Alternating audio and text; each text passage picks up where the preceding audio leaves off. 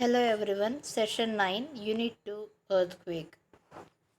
Session 9, unit 2 ಇದರಲ್ಲಿ ನಾವು ಭೂಕಂಪದ ಬಗ್ಗೆ ತಿಳಿದುಕೊಳ್ಳೋಣ. ಇನ್ earlier session we have discussed about types of disaster. ಹಿಂದಿನ ಸೆಷನ್ನಲ್ಲಿ ನಾವು ವಿಪತ್ತಿನ ವಿಧಗಳ ಬಗ್ಗೆ ಚರ್ಚಿಸಿದ್ದೇವೆ. In this session we shall understand the earthquake as a natural disaster. ಈ ಒಂದು ಸೆಷನ್ನಲ್ಲಿ ನಾವು ಭೂಕಂಪವು ಯಾವ ರೀತಿ ನೈಸರ್ಗಿಕ ವಿಪತ್ತು ಎಂಬುದನ್ನು ಅರ್ಥೈಸಿಕೊಳ್ಳೋಣ. Earthquake is one of the most devastating natural disaster on earth. It means the shaking of the earth's surface. It is a sudden trembling of the surface of the earth. Furthermore, it can cause huge damage to life and property. ಭೂಕಂಪ ಭೂಮಿಯ ಮೇಲಿನ ಅತ್ಯಂತ ವಿನಾಶಕಾರಿ ನೈಸರ್ಗಿಕ ವಿಪತ್ತಾಗಿದೆ. ಭೂಮಿಯ ಮೇಲ್ಮೈ ಕಂಪಿಸುವ ವಿದ್ಯಮಾನವನ್ನು ಭೂಕಂಪ ಎಂದು ಕರೆಯಲಾಗುತ್ತದೆ. ಆಕಸ್ಮಿಕವಾಗಿ ಅಥವಾ ಹಠಾತ್ತಾಗಿ ಭೂಮಿಯ ಮೇಲ್ಮೈ ಕಂಪಿಸುವುದನ್ನು ಕೂಡ ನಾವು ಭೂಕಂಪ ಎನ್ನುತ್ತೇವೆ. ಇದರಿಂದಾಗಿ ಆಸ್ತಿ ಹಾನಿ ಹಾಗೂ ಜೀವಹಾನಿಯು ಕೂಡ ಉಂಟಾಗುತ್ತದೆ. Earthquake can be defined as the shaking of earth caused by waves moving on and below the earth's surface and causing surface faulting, tremors, vibration, liquefaction, landslides, aftershocks and tsunamis. In contrast, some earthquakes are major and some are violent. ಭೂಮಿಯ ಮೇಲ್ಮೈಯಿಂದ ಅಲೆಗಳು ಕೆಳಕ್ಕೆ ಚಲಿಸುವಾಗ ಭೂಮಿಯ ಮೇಲ್ಮೈಯಲ್ಲಿ ಕಂಪನ, ದ್ರವೀಕರಣ, ಭೂಕುಸಿತ ಹಾಗೂ ಸುನಾಮಿಗಳು ಏರ್ಪಟ್ಟು ಭೂಮಿಯು ಕಂಪಿಸಲು ಪ್ರಾರಂಭವಾಗುತ್ತದೆ. ಇದನ್ನು ನಾವು ಭೂಕಂಪ ಎಂದು ಕರೆಯುತ್ತೇವೆ. The major earthquakes are almost always devastating in nature. It is most dangerous when the occurrence of an earthquake is quite unpredictable.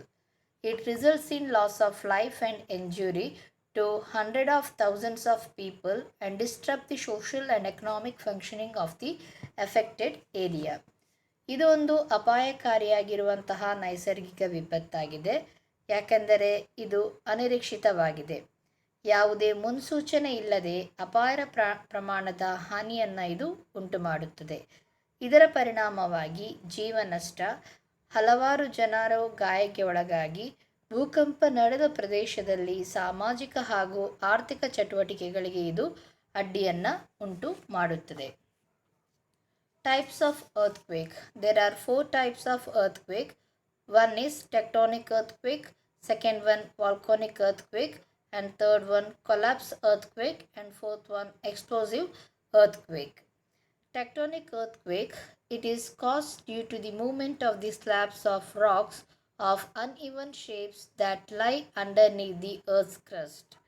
And volcanic earthquake, it is an earthquake caused by volcanic activity. ಭೂಕಂಪದ ವಿಧಗಳು. ಭೂಕಂಪದಲ್ಲಿ 4 ವಿಧಗಳಿವೆ. ಅವು ಯಾವುದೆಂದರೆ tectonic ಭೂಕಂಪ, ಜ್ವಾಲಾಮುಖಿ ಭೂಕಂಪ, ಕುಸಿತ ಭೂಕಂಪ ಹಾಗೂ ಸ್ಫೋಟಕ ಭೂಕಂಪ. ಟೆಕ್ಟೋನಿಕ್ ಭೂಕಂಪ ಎಂದರೆ ಭೂಮಿಯ ಹೊರಪದರದ ಕೆಳಗೆ ಇರುವ ಅಸಮ ಆಕಾರಗಳ ಬಂಡೆಗಳ ಚಪ್ಪಡಿಗಳ ಚಲನೆಯಿಂದಾಗಿ ಇದು ಉಂಟಾಗುತ್ತದೆ. ಅಂದರೆ ಭೂಮಿಯ ಹೊರಪದರದಲ್ಲಿ ಶಕ್ತಿಯನ್ನು ಇದು ಸಂಗ್ರಹಿಸುತ್ತದೆ. ಅದೇ ಥರ ಜ್ವಾಲಾಮುಖಿ ಭೂಕಂಪ ಎಂದರೆ ಜ್ವಾಲಾಮುಖಿ ಚಟುವಟಿಕೆಯಿಂದ ಉಂಟಾಗಿರುವಂತಹ ಭೂಕಂಪ. ಈ ತರಹದ ಭೂಕಂಪವನ್ನು ನಾವು ದುರ್ಬಲ ಪ್ರಮಾಣದಲ್ಲಿ ಇರುತ್ತದೆ. Collapse earthquake, it occurs in caverns and mines. Fourth one, explosive earthquake, it is due to the testing of nuclear weapons. Earthquake, the effects of earthquake. Earthquake's effects are landslides, soil liquefaction, fires and tsunami. ಕುಸಿತ ಭೂಕಂಪ, ಇದು ಗುಹೆಗಳು ಮತ್ತು ಗಣಿಗಳಲ್ಲಿ ಕಂಡುಬರುತ್ತದೆ. ಭೂಸ್ಫೋಟಗಳಿಂದ ಗಣಿಗಳು ಕುಸಿದಿವೆ ಹಾಗೂ ಇದು ಕೂಡ ದುರ್ಬಲ ಪ್ರಮಾಣದ ಭೂಕಂಪವಾಗಿದೆ. ಸ್ಫೋಟಕ ಭೂಕಂಪ, ಈ ಥರದ ಭೂಕಂಪವು ಪರಮಾಣು ಶಸ್ತ್ರಾಸ್ತ್ರಗಳನ್ನು ಪರೀಕ್ಷಿಸುವುದರಿಂದ ಉಂಟಾಗುತ್ತದೆ. ಭೂಕಂಪದ ಪರಿಣಾಮಗಳು. ಭೂಕಂಪದ ಪರಿಣಾಮಗಳು ತುಂಬ ತೀವ್ರ ಹಾಗೂ ಮಾರಕವಾಗಿದೆ. ಯಾಕೆಂದರೆ ಇದರಿಂದ ಅಪಾರ ಆಸ್ತಿಯ ಹಾನಿ ಹಾಗೂ ಪ್ರಾಣಹಾನಿಯು ಸಂಭವಿಸುತ್ತದೆ. ಮೊದಲನೆಯದಾಗಿ ಕಂಡುಬರುವಂತಹ ಪರಿಣಾಮ ಭೂಕುಸಿತ. ಭೂಕಂಪದಿಂದಾಗಿ ಉಂಟಾಗುವಂತಹ ಭೂಕುಸಿತವು ಇದು ಇಳಿಜಾರಿನ ಅಸ್ಥಿರತೆಯಿಂದ ಸಂಭವಿಸುತ್ತದೆ. ಈ ಇಳಿಜಾರಿನ ಅಸ್ಥಿರತೆಗೆ ಮೂಲ ಕಾರಣ ಭೂಕಂಪವಾಗಿದೆ. ಎರಡನೆಯದಾಗಿ ಮಣ್ಣಿನ ದ್ರವೀಕರಣ. ಇದು ಕೂಡ ಭೂಕಂಪದ ಪರಿಣಾಮದಿಂದ ಆಗಿದೆ. ಅಂದರೆ ನೀರು ಪೂರ್ತಿಯಾಗಿ ನೆನೆದು ಕಣಕಣವಾಗಿರುವ ವಸ್ತುವು ತನ್ನ ಶಕ್ತಿಯನ್ನು ಕಳೆದುಕೊಂಡಾಗ ಇದು ಸಂಭವಿಸುತ್ತದೆ. ಅಂದರೆ ಘನರೂಪದಿಂದ ದ್ರವ ರೂಪಕ್ಕೆ ಬದಲಾಗುತ್ತದೆ. ಮೂರನೇದಾಗಿ ಬೆಂಕಿ ಅವಘಡಗಳು. ಭೂಕಂಪದ ಪರಿಣಾಮದಿಂದ ಬೆಂಕಿ ಅವಘಡಗಳು ಕೂಡ ಉಂಟಾಗುತ್ತದೆ. ಯಾಕಂದರೆ ಇದು ಸಂಭವಿಸುವಾಗ ವಿದ್ಯುತ್ ಶಕ್ತಿ ಅಥವಾ ಅನಿಲ, ಗ್ಯಾಸ್ ಲೈನ್ ಇವುಗಳು ಕೂಡ ಹಾನಿಗೆ ಒಳಗಾಗುತ್ತದೆ. ಒಮ್ಮೆ ಬೆಂಕಿ ಅವಘಡ ಸಂಭವಿಸಿದರೆ ಅದನ್ನು ತಡೆ ಹಿಡಿಯುವುದು ತುಂಬ ಕಷ್ಟಕರವಾಗಿದೆ. ನಾಲ್ಕನೇದಾಗಿ ಸುನಾಮಿ. ಭೂಕಂಪದಿಂದ ಸುನಾಮಿಯಂತಹ ನೈಸರ್ಗಿಕ ವಿಪತ್ತು ಕೂಡ ಸಂಭವಿಸುತ್ತದೆ. ಅಂದರೆ ಸಮುದ್ರದಲ್ಲಿ ಉಂಟಾಗುವ ದೊಡ್ಡ ಅಲೆಗಳನ್ನು ಸುನಾಮಿ ಎನ್ನುತ್ತಾರೆ. ಆಕಸ್ಮಿಕವಾಗಿ ದೊಡ್ಡ ಪ್ರಮಾಣದಲ್ಲಿ ಸಮುದ್ರದ ನೀರಿನ ಚಲನೆ ಉಂಟಾಗುವುದರಿಂದ ಸಮುದ್ರದಲ್ಲಿ ಅಲೆಗಳು ಏಳುತ್ತವೆ. ಯಾಕೆಂದರೆ ಸಮುದ್ರದಲ್ಲಿ ಭೂಕಂಪ ಉಂಟಾದಾಗ ಈ ರೀತಿ ಸುನಾಮಿ ಸಂಭವಿಸುತ್ತದೆ. Conclusion: An earthquake is a great and terrifying phenomena of Earth. It shows the fragility of humans against nature. It is a tremendous occurrence that certainly shocks everyone. Above all, earthquakes last only for a few seconds but can cause unimaginable damage. ಕೊನೆಯದಾಗಿ ಭೂಕಂಪವು ಭೂಮಿಯ ಮೇಲಿನ ಭಯಾನಕ ವಿದ್ಯಮಾನವಾಗಿದೆ. ಇದು ಪ್ರಕೃತಿಯ ವಿರುದ್ಧ ಮಾನವರ ಕ್ಷೀಣತೆಯನ್ನು ತೋರಿಸುತ್ತದೆ. ಇದರ ಪ್ರಭಾವ ಕೆಲವೇ ಸೆಕೆಂಡುಗಳಿದ್ದರೂ ಕೂಡ ಇದರಿಂದ ಉಂಟಾಗುವ ಹಾನಿಯನ್ನು ಊಹಿಸಲು ಸಾಧ್ಯವಿಲ್ಲ. Multiple choice questions. In that first one, shaking of the earth surface is known as dash. ಭೂಮಿಯ ಮೇಲ್ಮೈಯು ಕಂಪಿಸುವುದನ್ನು ಏನೆನ್ನುತ್ತಾರೆ?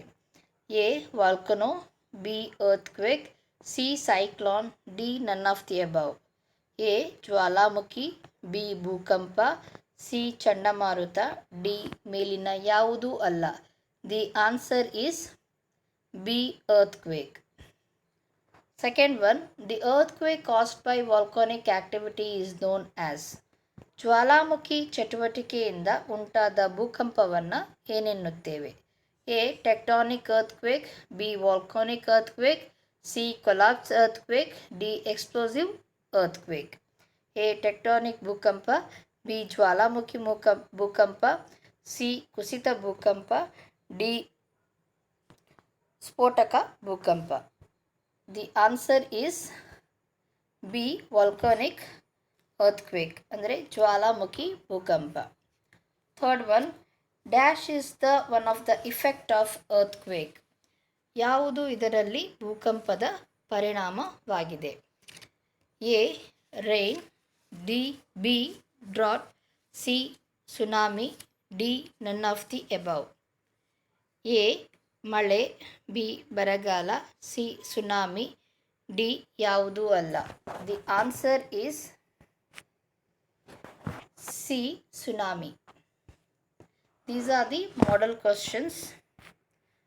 For more information, you can refer these websites or you can go for these websites. Thank you.